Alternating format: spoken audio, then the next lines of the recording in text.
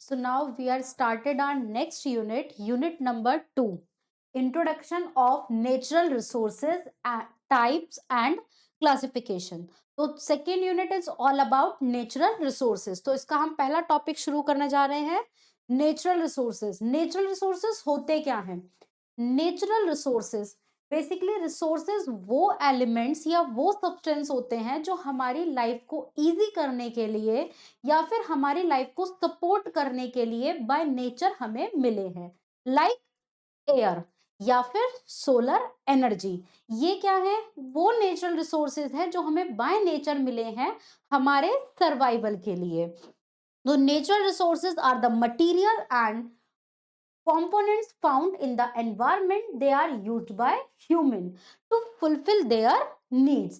ये easily available होते हैं, बहुत सारे टाइप के होते हैं, ठीक है, हमारे लिए अलग अलग तरीके से वर्क करते हैं. जैसे कि कुछ फूड रिसोर्सेज हैं, एनर्जी रिसोर्सेज हैं, शेल्टर्स हैं, इंडस्ट्रियल प्रोडक्शंस हैं. अलग अलग तरीके के नेचुरल रिसोर्सेज अलग अलग तरीके की हेल्प के लिए हमें बाय नेचर मिले हैं. नेचुरल रिसोर्सेज को हमने दो कैटेगरी में डिवाइड किया है. First is based on there availability, वो नेचर में अवेलेबल हैं, उसके बिहाफ पे हमने उनको दो कैटेगरी में डिवाइड किया है, renewable resources and non renewable resources. And based on their component हमने रिसोर्सेज को दो कैटेगरी में डिवाइड किया है, biotic resources and abiotic resources. Abiotic resources means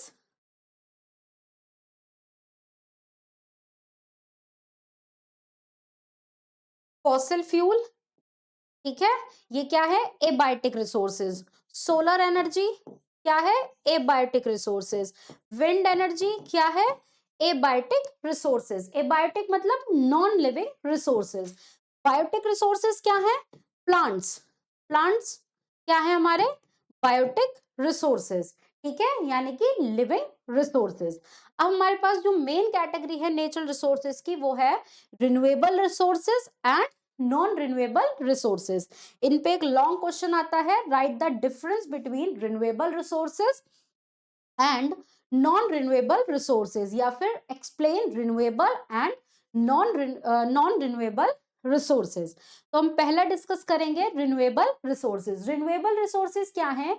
ये वो नेचुरल रिसोर्सेज हैं जो कि रिप्लेनिश हो सकते हैं नेचुरली, मतलब आप इनको कितना भी यूटिलाइज कर लो ये कभी भी खत्म नहीं होंगे. नेचर इनको बार बार रिप्लेनिश करके बार बार आपको प्रोवाइड कराती रहेगी. फॉर एग्जाम्पल सोलर एनर्जी, ये क्या है? हमारे पास अनलिमिटेड अमाउंट में प्रेजेंट है, आप इनको कितना भी यूटिलाइज कर लो ये कभी भी खत्म नहीं होंगे. Solar energy, hydro power energy, wind energy, ये क्या है? हमारे रिन्यूएबल नेचुरल रिसोर्सेज. अब रिन्यूएबल नेचुरल रिसोर्सेज के क्या बेनिफिट्स हैं, हम इनके एडवांटेज क्या हैं वो हम पढ़ते हैं. सस्टेनेबिलिटी.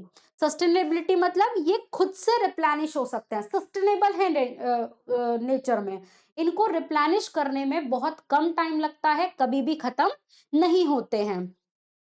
एनवायरमेंटल प्रोटेक्शन, जितने भी हमारे नेचुरल रिन्यूएबल रिसोर्सेज है वो सब क्या है? एनवायरमेंटल फ्रेंडली हैं, वो एनवायरमेंट को किसी भी तरीके का नुकसान नहीं पहुंचाते हैं. एनर्जी सिक्योरिटी, एनर्जी प्रोवाइड कराते हैं, ठीक है. एनर्जी सिक्योरिटी मतलब किसी भी तरीके की एनर्जी कोई भी वेस्ट नहीं होती है, हमें एक कांस्टेंट एनर्जी वो प्रोवाइड कराते हैं. इकोनॉमिकल ग्रोथ, बहुत ही क्या है? चीप है, हमें किसी भी तरीके का खर्चा उन पे करने की जरूरत नहीं है. सोलर एनर्जी क्या है? फ्री ऑफ कॉस्ट है, हमें उसके लिए कोई पैसा खर्च करने की जरूरत नहीं पड़ रही है, हमारे लिए कैसे है? इकोनॉमिक है. चैलेंजेस, डिसएडवांटेज क्या है हमारे रिन्यूएबल रिसोर्सेज के? अभी हमने क्या बात की थी, इसके एडवांटेज क्या हैं? तो इसके एडवांटेज में हमने बात की है सस्टेनेबल हैं, एनवायरमेंटल फ्रेंडली हैं, कम एनर्जी एक्सपेंसिव हैं, इकोनॉमिकली हमारे लिए बेनिफिशियल हैं. अब हम बात करेंगे इसके डिसएडवांटेज क्या हैं. सबसे पहला है इंटरमिटेंसी, ठीक है. रिन्यूएबल रिसोर्सेज कैसे हैं हमारे लिए?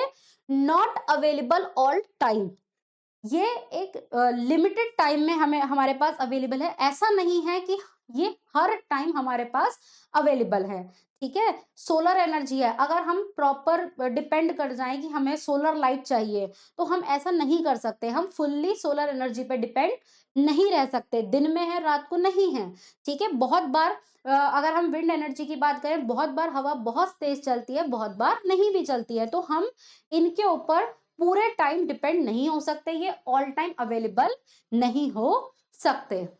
दूसरा है initial cost.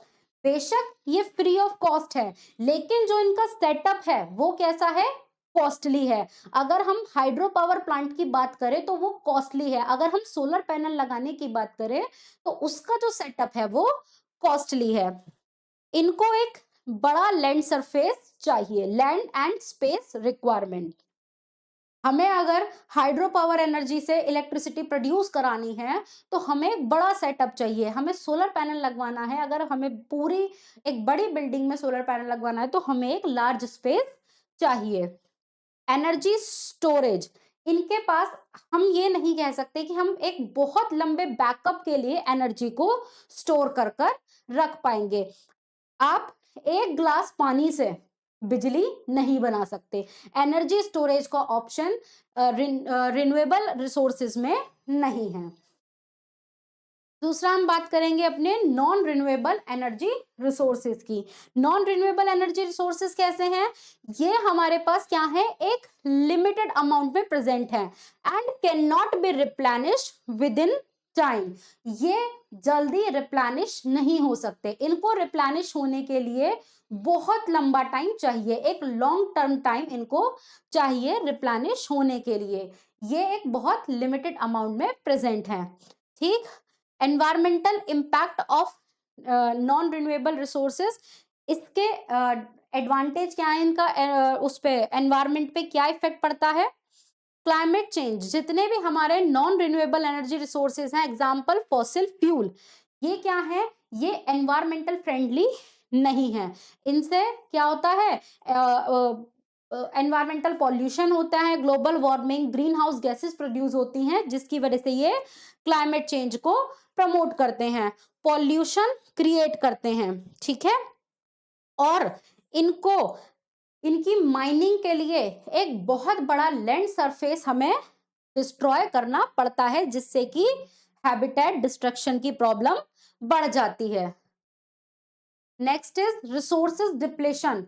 Non renewable resources को अगर हमें माइनिंग करनी है तो उसकी वजह से हमारे रिसोर्सेज धीरे धीरे कम होते जा रहे हैं, जैसे कि हमें पता है ये खुद से रिप्लेनिश नहीं हो सकते, तो जितना ज्यादा हम इनका ओवर यूटिलाइजेशन करेंगे उतना ही ये रिसोर्स कम होते जाएंगे।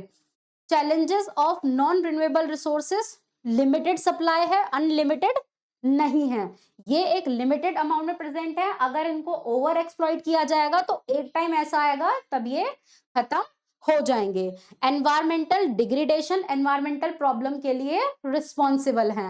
इकोनॉमिक एंड सोशल कॉन्सिक्वेंस, बिल्कुल भी चीप नहीं है, ये बहुत ज्यादा एक्सपेंसिव है, और जैसे जैसे धीरे धीरे खत्म हो रहे हैं, डिक्रीज हो रहा है इनका अमाउंट, वैसे वैसे इनकी कॉस्ट बढ़ती जा रही है। तो energy resources, non renewable resources क्या है, इकोनॉमिकली बेनिफिशियल नहीं है। रिन्यूएबल रिसोर्सेज और नॉन रिन्यूएबल रिसोर्सेज का कंपैरिजन है। डिप्लीशन, सबसे पहले renewable resources can not be depleted over time, ये टाइम के साथ डिप्लीट नहीं होंगे, जबकि नॉन रिन्यूएबल रिसोर्सेज टाइम के साथ डिप्लीशन उसका हो जाएगा। Resource sources, renewable resources include sunlight, water, wind, also geothermal sources such as hot springs and, resources कौन कौन से हैं, सनलाइट, वाटर, जियोथर्मल एनर्जी। और non renewable resources like fossil fuel, petrol, natural gas. Environmental impact, ये environmental friendly है, ये non environmental friendly हैं। Cost, non renewable energy resources हमारे लिए चीप है, लेकिन नॉन रिन्यूएबल एनर्जी रिसोर्सेज हमारे लिए चीप है, लेकिन नॉन रिन्यूएबल एनर्जी रिसोर्सेज हमारे लिए एक्सपेंसिव है। इनका इंफ्रास्ट्रक्चर मेंटेन करना इजी है, जबकि नॉन रिन्यूएबल रिसोर्सेज का इजी नहीं है। रिन्यूएबल एनर्जी रिसोर्सेज को एक बड़ा लैंड सरफेस, बड़ा एरिया चाहिए, जबकि नॉन रिन्यूएबल रिसोर्सेज को नहीं चाहिए। Thank you.